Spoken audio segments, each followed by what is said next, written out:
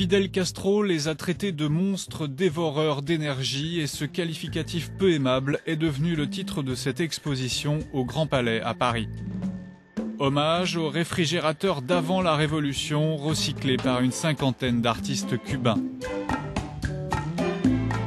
Mayito a eu l'idée de donner une seconde vie à ces objets familiers au moment où Castro lance sa révolution énergétique. En 2006, tous ces gros consommateurs d'énergie doivent être échangés contre des appareils plus économiques. Pour de nombreux Cubains, se défaire de son vieux frigidaire, c'est comme se défaire d'un vieil ami.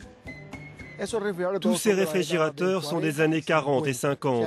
Ils ont partagé la vie des Cubains pendant 50, 60 ans.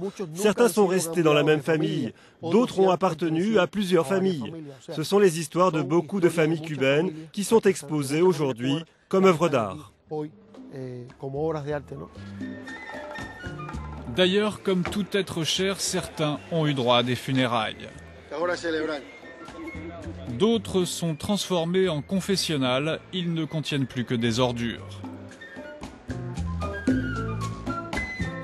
Face à ces antiquités, les artistes ont laissé libre cours à leurs fantasmes.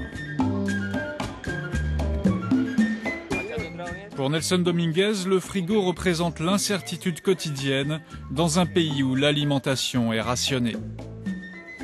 L'idée du réfrigérateur, je la vois comme ça. Nous conservons les choses parce que nous ne savons pas ce que nous aurons demain.